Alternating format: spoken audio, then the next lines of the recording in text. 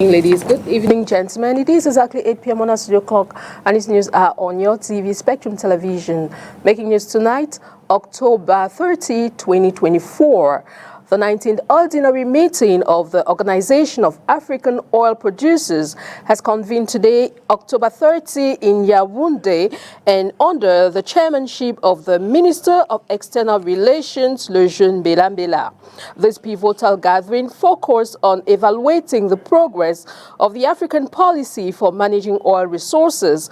More insights and outcomes with our reporter, Olivier Bouzike, as he explores the future of Africa's oil landscape and implication for sustainable resource management. Also in this newscast, the International Plantain Festival, things are getting clearer. Tony Obam and his team were received in audience by the Minister of Sport and the Minister of Youth with the objective to request expertise and support of this ministerial department for the success of this event. The stories in full and much more will be brought to you right ahead. Welcome once again, ladies. Welcome, gentlemen. You're watching the 8 p.m. Bilingual Primetime Newscast on Spectrum Television, and we'll dive straight into the full stories on tonight's edition. And it is, of course, in the French language with you, Leila Renganzo. Bonsoir. Bonsoir à vous, Christelle Sec. Mesdames, bonsoir. Monsieur, bonsoir. Et merci d'être avec nous. Il est 20h sur les antennes de Spectrum Télévision. C'est le journal. La 19e réunion ordinaire de l'Organisation des producteurs africains de pétrole s'est tenue ce jour dans la capitale politique du Cameroun. Présidée par le ministre des Relations extérieures, les travaux ont permis de faire l'évaluation de la mise en œuvre de la politique africaine en matière de gestion des ressources pétrolières. On fait le point avec notre reporter à Yaoundé, Olivier Bouzike. Garantir l'accès à l'énergie à près d'1 milliard d'habitants qui en sont privés ou s'éloigner des énergies fossiles au nom de la transition énergétique. C'est la principale problématique sur la table des membres du comité exécutif de l'APO qui se sont réunis ce 30 octobre dans le cadre de la 19e réunion ordinaire. Au nom de l'administrateur directeur général de la SNH, le ministre des Relations extérieures préside ces travaux. Lesquels travaux permettront d'évaluer la politique africaine en matière de gestion des industries pétrolières et gazières, telles qu'indiquées par le président du Conseil. Pour relever les nouveaux défis, nous devons sortir des sentiers battus. Nous avons besoin d'un nouveau changement de paradigme dans notre recherche de solutions aux défis que la transition énergétique a posés à nos pays. Les anciennes solutions ne peuvent pas répondre aux nouveaux défis. Nous devons être prêts à faire les choses différemment lorsque les pratiques mises en place n'ont pas donné ce résultat positif. Nous devons à notre Conseil des ministres, à nos pays et à notre continent le devoir de leur apporter des conseils avisés afin de les aider à prendre les bonnes politiques et les bonnes décisions.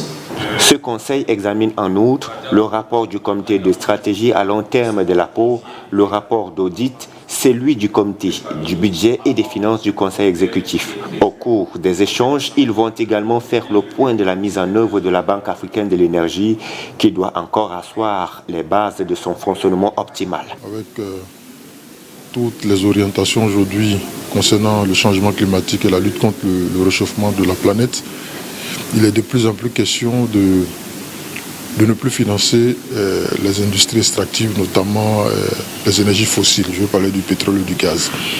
Alors que nous, pays africains, nous sommes des pays dont le potentiel dans ces ressources-là est avéré. Et à l'instar des autres nations qui ont pu profiter donc de ce fort potentiel pour se développer, nous entendons développer nos ressources pétrolières et gazières. Le conseil exécutif de l'APO se réunit 2 fois par an. Les rapports des travaux sont soumis au conseil des ministres par le président du conseil. Le conseil des ministres, quant à lui, se tient le 1er novembre prochain sous la présidence du chef de l'État, Paul Biya. With this gathering, the Secretary General of the African Petroleum Producers fills us in with more insights on Africa's stand as far as this ambitious project to establish the African Energy Bank is concerned. Let's take a listen. The Africa Energy Bank the idea came 2 years ago. in 2022. And I can tell you proudly that this is the bank that in the history of development banking has been able to move fastest from conceptualization to realization. In less than 2 years, we were able to complete all the documents, necessary documents, establishment documents, the charter of the bank. On 3rd of June, we signed these documents between APO and Afrexim Bank. We went into partnership with Afrexim Bank. On the 4th of July, 1 month later, a decision was taken on the headquarters of the bank. It's going to be in Abuja, Nigeria. Third, we have also been able to get one of our member countries to sign and ratify the establishment documents. We need only one more country to do it, and then the treaty will be effective. As at today, when we started the bank, we were looking at $5 billion as start. As at today, we believe that what we need, the $5 billion is the equity capital for that. But we have decided that we need $500 million to get started, and we've gotten 50% of that even before we have formally launched the bank. So we are very comfortable that by the end of the first quarter of next year, we should be able to have the bank running. And on our health page, while breast cancer awareness takes center stage this month of October, it is also significant to emphasize that men also contracted significant cancer risk. Now we'll have a cardiologist tell us more on this crucial issue in the following report. In a surprising revelation, breast cancer is not exclusive to women. Men can also be affected, though it remains a rare condition. However, recent statistics indicate that approximately 1% of all breast cancer cases are diagnosed in men, translating to about 2,620 new cases annually. Dr. Robert Kakanu, a radiologist, says most men are unaware they can develop breast cancer. It's very rare in men, but some men are concerned, especially those who have what is referred to as gynecomastia. They can develop breast cancer just like women. But despite its rarity, the increasing incidence of male breast cancer calls for hastened awareness and research. In men, just like women, this pathology manifests in the same way, says Dr. Kakano. Generally, these are painful blisters which are typically fluid-filled sacs which can be discovered through breast palpation or sometimes the change in color of the skin. With early detection and advancement in treatment, the survival rate for men diagnosed with breast cancer is promising, highlighting the importance of awareness and education in combating this often overlooked disease. Insécurité à Douala, un gang de présumés braqueurs vient d'être démantelé et présenté à la presse. Il est impliqué dans une série de vols à main armée. Il y a quelques jours, les visages de ces présumés braqueurs ont été exposés grâce à des caméras de surveillance installées dans une boutique où ils sont allés commettre leur énième forfait. Orient Donkin. Dans le monde des smartphones, c'est l'une des marques les plus prisées. Et cette convoitise va conduire cette bande de repris de justice à jeter son dévolu sur 22 téléphones de marque iPhone et la somme de 380 000 francs CFA. Les faits se passent au quartier Ron-Poulain et Agapé, respectivement dans le 5e et le 3e arrondissement de la ville de Douala. Dans la bande, les rôles sont bien définis. Un qui repère les lieux d'opération, le cerveau de la bande pense le process, après exécution, un autre s'occupe de la cache du butin. Malheureusement pour ceux-ci, leur dernier braquage sera capturé par les caméras de surveillance. C'est la diffusion des images sur les réseaux sociaux qui mettra en fuite le gang avec à leur trousse les éléments de la Légion de gendarmerie du littoral. C'est finalement à Bout-Makak, dans le département d'Union et les régions du centre, que le cerveau de la bande sera interpellé, non sans découvrir ses outils de travail. Ces 2 compères seront attrapés à Douala et le dernier membre de cette bande de 5 est en fuite. Ce 29 octobre 2024, la bande a refait le film de ses vols sous le regard des éléments de la Légion de gendarmerie du littoral. Une occasion d'interpeller la population à une meilleure collaboration avec les forces de défense et de sécurité et surtout au bon usage des réseaux sociaux.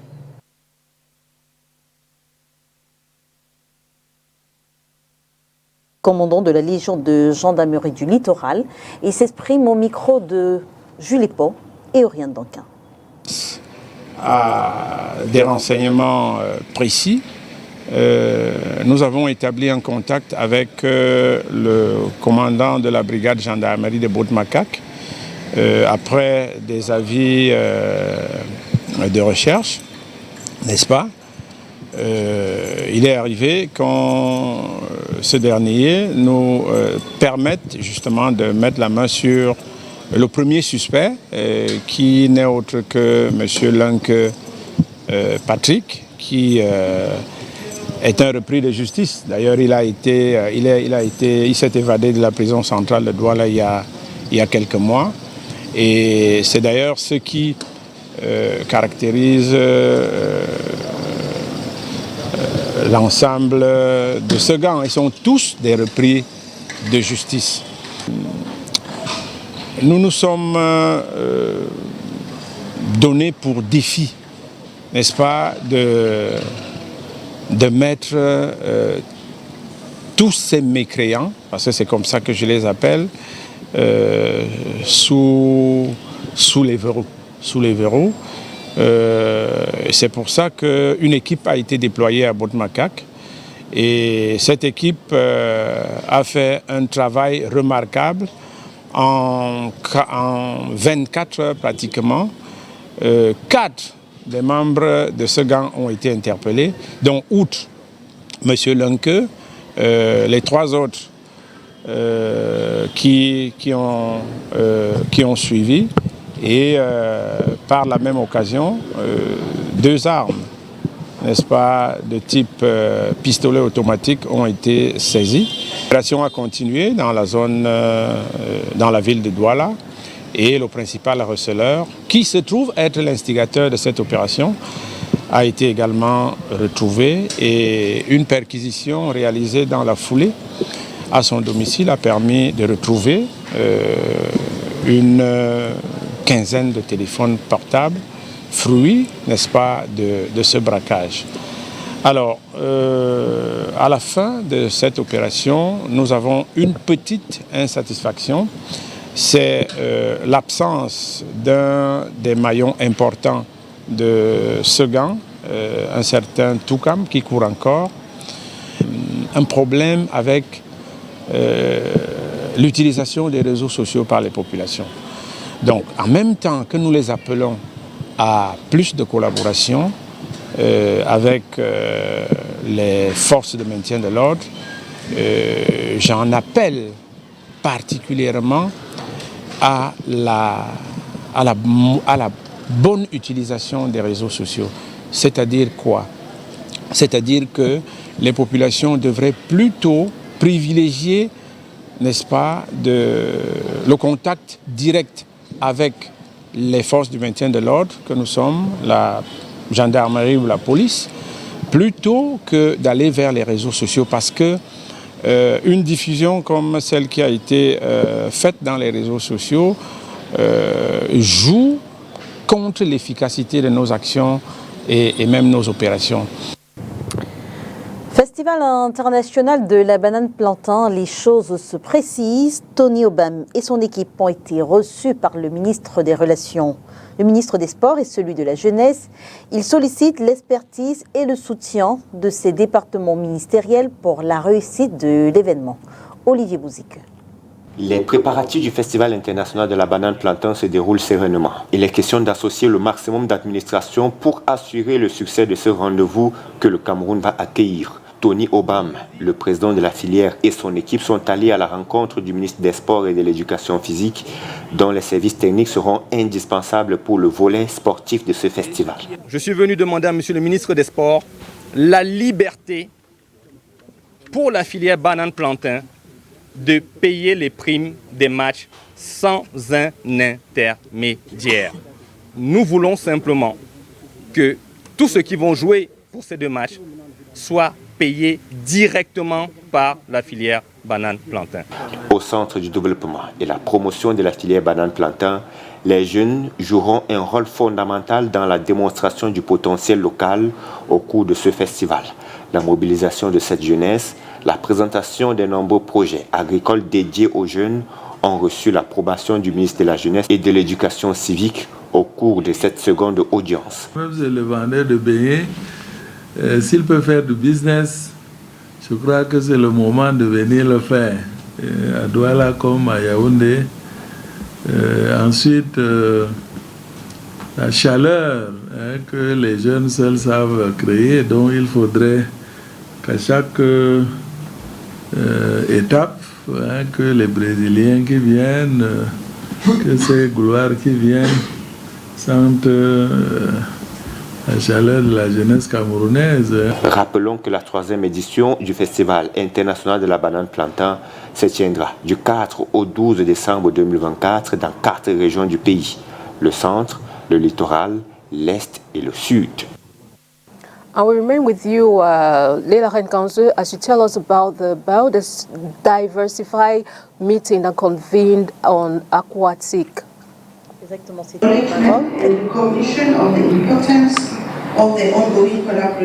Ce mardi 29 octobre 2024 s'est achevée la 7e Assemblée générale de la plateforme africaine pour les institutions régionales de la pêche, de l'aquaculture et des systèmes aquatiques. Un événement majeur pour le continent, axé sur la biodiversité et la coopération régionale. Placé sous le thème « Les instruments mondiaux sur la biodiversité », possibilité de renforcer la coopération et la coordination intersectorielle régionale. C'est la 7e Assemblée générale de notre plateforme. C'est la première assemblée à laquelle je participe en tant que secrétaire exécutif.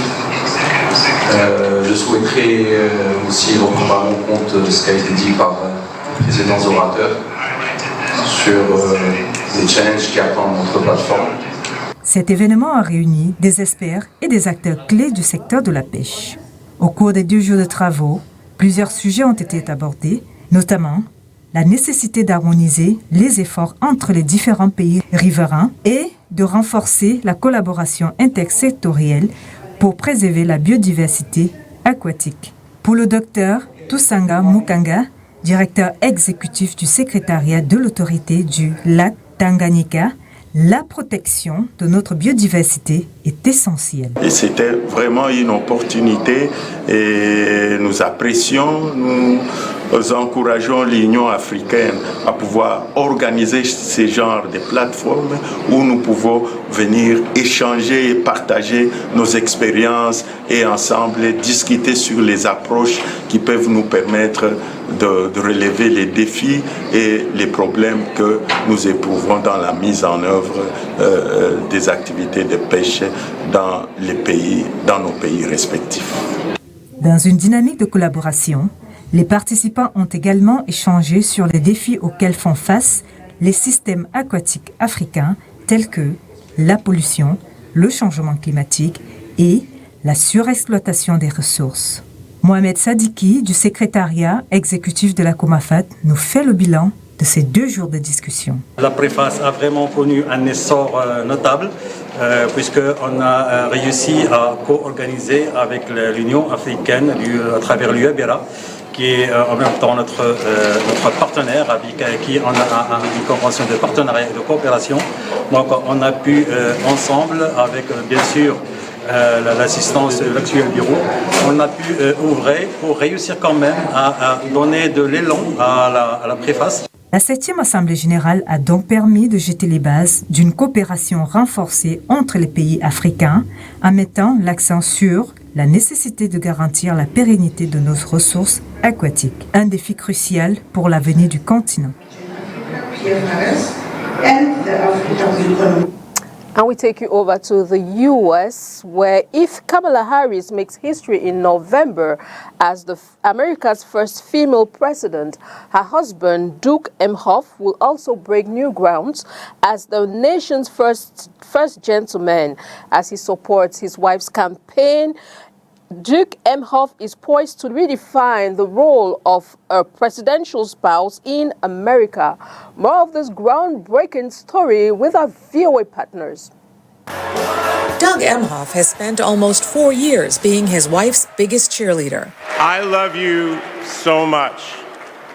I'm so proud of how you're stepping up for all of us. It's a role the former entertainment lawyer expects to continue playing if Kamala Harris is elected president. And Emhoff makes history by becoming the first male spouse of a sitting president. I'm going to approach it the same way. Where can I be most useful to her as her husband, support her, love her, as always, but be there for her. But also, how can I help her as president, help the administration, help the American people being the first, and what issues can I really drive? Emhoff married Harris in 2014 after meeting on a blind date. As his wife's political fortunes rose, Emhoff very publicly embraced the role of supportive spouse. He's kind of made it clear, like, I'm not above these support roles. And I don't want anybody to think that just because I'm a man, I can't play in these surrogate and support roles. So help me God. So help me God. Emhoff gave up his law firm job and started teaching at Georgetown University when Harris became vice president. He says his wife pushed him to make the role of second gentleman his own. Being the first guy doing this, let's talk about gender issues. So I talked a lot about gender equity, pay equity, family leave, childcare. In the United States, political spouses at the highest level have always been women. But Emhoff has shown that he is adaptable, says Anita McBride of American University. Talks about their family life, says up front, I'm here to, my most important job is here to support the vice president. As second gentleman, Emhoff, who is Jewish, has also led an anti-Semitism initiative for the Biden administration. First ladies traditionally focus on social activities, like overseeing state dinners and approving the White House holiday decorations. You're looking at the food and the flowers and the china. Will that be something that he wants to do? Maybe yes, maybe not. As president of the Senate Spouses Organization, Emhoff has already shown a willingness to embrace tradition. There's some lunches, there's an event at the vice president's residence, so I just made sure that I participated in those traditional events, and as first gentleman, there's certain traditions that I fully expect that I will faithfully uphold. First ladies generally donate their inaugural fashions to the Smithsonian Museum in Washington. Whether a gentleman's suit will soon join the collection remains to be seen.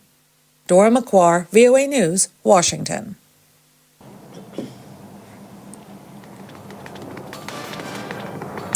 And that's the package we put for you on tonight's news edition. Thanks for watching, ladies and gentlemen. We appreciate your time with us.